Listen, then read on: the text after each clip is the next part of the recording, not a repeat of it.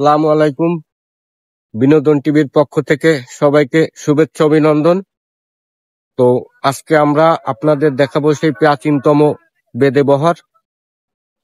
বাংলাদেশের এখনো অনেক জায়গায় এই বেদে-বহার গুলো আছে, অনেকে হয়তো দেখতে পারেন না। আজকে আমরা এই বিনোদন টিভির পক্ষ থেকে আপনাদের সবাইকে বেদে-বহারটা দেখাবো। এবার দেখেন আপনারা কিভাবে এই বেদের বহার এখন ওই প্রাচীনতম গ্রামাঞ্চলে আছে, অনেকে দেখতে পারেন না। তো আজকে সেই সুবাদে আপনারা দেখতে পারবেন ছোট ছোট ঘরগুলো, কত মনোরম পরিবেশ।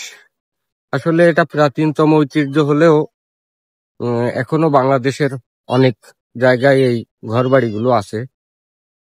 বিশেষ করে আমাদের এই অঞ্চলে শীতের সিজনই এসে থাকে। এরা খুব সুন্দর পরিবেশ, মনোরম পরিবেশে আছে।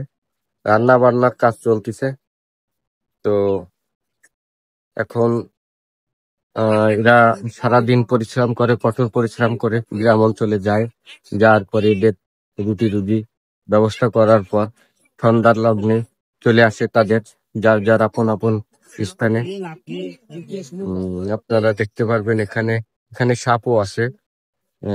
এরা দিনের বেলায় সকালের দিকে এরা এখানে খেলাও দেখায়, যা দেখতে খুব সুন্দর পরিবেশ। সুন্দর সুন্দর পরিবেশ আপনারা দেখতে পারবেন। এখানে ঘর বাড়িগুলো, রান্না চলতেছে, পিঠের আয়োজন চলতেছে, সুন্দর পরিবেশ।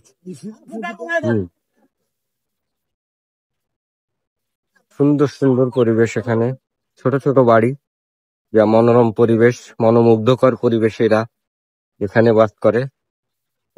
এদের এখানে হয়তো এরা 1 থেকে 2 মাস থাকবে, থাকার পর হয়তো অন্য কোথাও চলে যাবে, কোথাও চলে যাবে। 1-2 মাস থাকে এখানে, 1-2 মাস থাকার পরে হয়তো চলে যায়। এই সেই বেদে-বহার।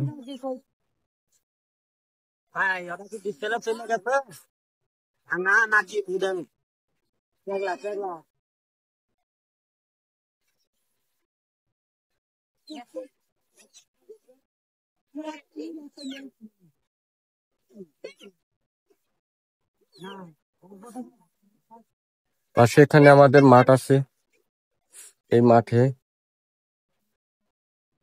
ছোট ছোট ছেলেরা খেলা করে। গ্রাম অঞ্চলের একটা প্রাচীন ঐতিহ্য।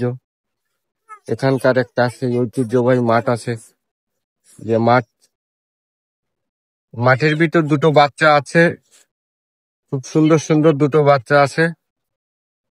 এদের হয়তো আপনারা দেখলে অনেক সময় চিনতেও পারবেন। এরা ভিডিও করে, সুন্দর সুন্দর বিনোদন দেয় আপনাদের। দেখতে পারবেন এই বিনোদন টিভির পর্দায়, এদের দেখতে পারবেন।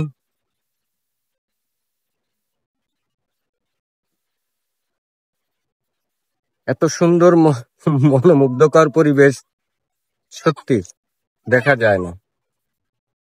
এখানে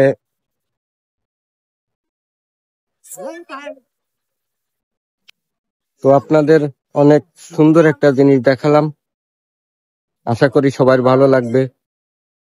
যদি ভালো লাগে থাকে তাহলে আমাদের এই পেজটাকে সাবস্ক্রাইব করবেন, আমাদের সাপোর্ট করবেন। আপনাদের ভালোবাসায় হয়তো আমরা সামনের দিকে এগিয়ে যেতে পারবো, এই আশাও ব্যক্ত রেখে আজকের মতো আমি বিনোদন টিভির পক্ষ থেকে বিদায় নিচ্ছি। আল্লাহ হাফেজ।